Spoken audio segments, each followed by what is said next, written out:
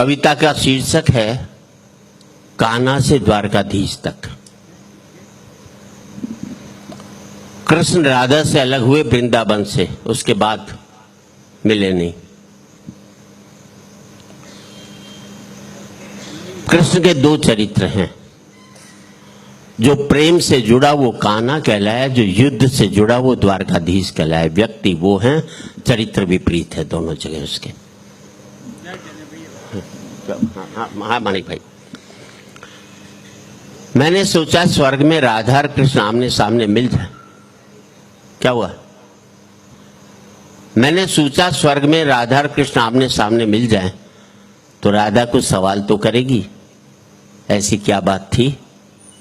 वृंदावन में रास रचाया, समुद्र के किनारे पहुंचकर द्वारकाधीश बन गए, वापिस भी नहीं लौटे।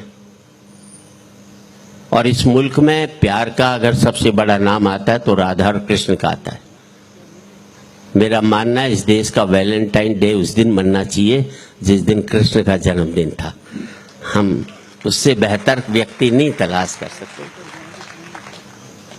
विराट भाई और सुल्तान मामा हर से बाद मिले हैं, तो आप सवाल। हाँ मानेंगे। स्वर्ग में विचरण करते हुए अचानक एक दूसरे के सामने आ गए, विचलित से कृष्ण और प्रसन्न चित्त सी राधा। शब्द पर आपका गौर चाहूंगा। कृष्ण इसलिए विचलित थे कि प्रेम से अलग होकर गए थे, राधा इसलिए प्रसन्नचित्त थी कि प्रेम में डूबी हुई थी।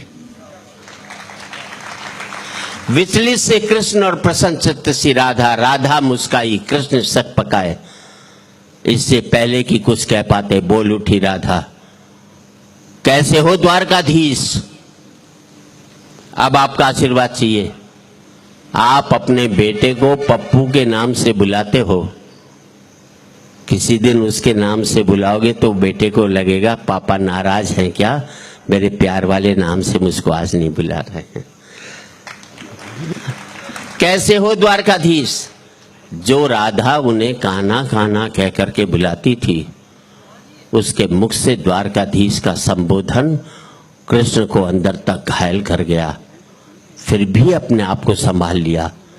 बोले राधा से, मैं तो तुम्हारे लिए आज भी कान्हा हूं, तुम तो द्वारकाधीश मत कहो। आओ बैठते हैं, कुछ मैं अपनी कहता हूं, कुछ तुम अपनी कहो। सच कहूं राधा, जब भी तुम्हारी याद आती थी इन आंखों से आंसुओं की बूंदें निकल आती थी।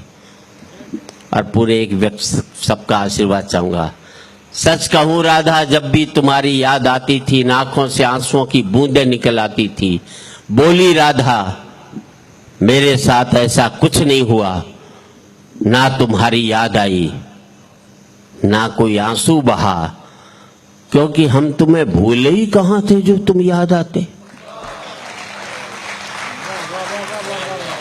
और तालियां तो अब चाहिए, क्योंकि हम तुम्हें भूले ही कहां थे जो तुम याद आते, और इन आंखों में सदा तुम रहते थे, कहीं आंसुओं के साथ निकल न जाओ इसलिए रोते भी नहीं थे। और इन आंखों में सदा तुम रहते थे, कहीं आंसुओं के साथ निकल न जाओ इसलिए रोते भी नहीं थे। कृष्ण कुछ कड़वे सत्य सुन पाओ तो सुनाओ। कान्हा से द्वारकाधीश बनने पर या प्रेम से अलग होने पर तुमने क्या खोया, उसका एक आईना दिखाऊं। अब आपकी सदन की तालियां चाहूंगा साहब। तुमने क्या खोया, उसका एक आईना दिखाऊं। कृष्ण कभी सोचा इस तरक्की में तुम कितने पिछड़ गए। यमुना के मीठे पानी से जिंदगी शुरू की और समुद्र के खारे पानी तक पहुंच गए। यमुना के मीठे पानी से जिंदगी शुरू की और समुद्र के खारे पानी तक पहुंच गए। एक उंगली पर चलने वाले सुदर्शन चक्र पर भरोसा कर लिया और 10 उंगलियों पर चलने वाली बांसुरी को भूल गए। और 10 उंगलियों पर चलने वाली बांसुरी को भूल गए। जब तुम प्रेम से जुड़े थे कृष्ण, तो जो उंगली गोवर्धन पर्वत उठाकर लोगों को विनाश से बचाती थी, प्रेम से अलग होने पर वही उंगली क्या क्या रंग दिखाने लगी। सुदर्शन चक्र उठा करके विनाश के काम आने लगी। अंग वही होता है जब प्रेम से जुड़ता है तो विकास करता है, जब प्रेम से अलग होता है तो विनाश करता है। वही उंगली क्या क्या रंग दिखाने लगी, सुदर्शन चक्र उठा करके विनाश के काम आने लगी। पूरे सदन का आशीर्वाद चाहूंगा। कृष्ण, कान्हा और द्वारकाधीश में क्या फर्क होता है बताऊं? कान्हा होते तो तुम सुदामा के घर जाते, सुदामा तुम्हारे घर कभी भी नहीं आता। और जिन बातों के लिए पूरी कविता लिखी, इतने भागवत वाचक आए, हजारों साल से किसी ने इस बात का उल्लेख नहीं किया। मैंने उल्लेख भी किया और उसकी वजह भी बताई है। पूरे सदन का आशीर्वाद चाहूंगा। एक नई बात कहना चाहता हूं। कृष्ण, तुम तो सभी कलाओं के स्वामी हो, गीता जैसे ग्रंथ के दाता हो, नीति निर्माता हो, धर्म शास्त्र के जानकार हो, पर महाभारत युद्ध में क्या निर्णय लिया? अपनी पूरी सेना कौरवों को सौंप दी और अपने आप को पांडवों के साथ कर लिया। अब आपका आशीर्वाद चाहिए। अपनी पूरी सेना कौरवों को सौंप दी और अपने आप को पांडवों के साथ कर लिया। सेना तो आपकी प्रजा थी, राजा उसका पालक होता है, उसका रक्षक होता है। आप जैसा महाज्ञानी उस रथ को चला रहा था जिस पर बैठा हुआ अर्जुन आपकी प्रजा को ही मार रहा था। आप जैसा महाज्ञानी उस रथ को चला रहा था जिस पर बैठा हुआ अर्जुन आपकी प्रजा को ही मार रहा था। अपनी प्रजा को मरते देख आप में करुणा नहीं जगी, क्योंकि आप प्रेम से शून्य हो गए थे। प्रेम से जुड़े होते तो कौरवों पांडवों में युद्ध नहीं बल्कि समझौते होते। दो बड़ी पंक्ति बनी है, अच्छी लगे तो पूरे सदन की तालियां चाहूंगा। कृष्ण, युद्ध में प्रेम में यही फर्क होता है। युद्ध में आप मिटा करके जीतते हैं, प्रेम में आप मिट करके जीतते हैं। युद्ध में प्रेम में यही फर्क होता है। युद्ध में आप मिटा करके जीतते हैं, प्रेम में आप मिट करके जीतते हैं।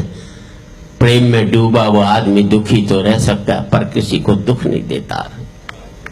और आपका आशीर्वाद चाहिए। कृष्ण, आज भी धरती पर जाकर देखो, अपनी द्वारकाधीश वाली छवि को ढूंढते रह जाओगे। हर घर में, हर मंदिर में मेरे साथ ही खड़े नजर आओगे। हर घर में, हर मंदिर में मेरे साथ ही खड़े नजर आओगे। और आखिरी पंक्ति, हर घर में, हर मंदिर में मेरे साथ ही। आज भी लोग गीता को अपनाते हैं, उसका नित्य नियम से पाठ करते हैं, पर धरती के लोग युद्ध वाले द्वारकाधीश पर नहीं, प्रेम वाले कान्हा पर भरोसा रखते हैं। प्रेम वाले कान्हा पर भरोसा रखते हैं।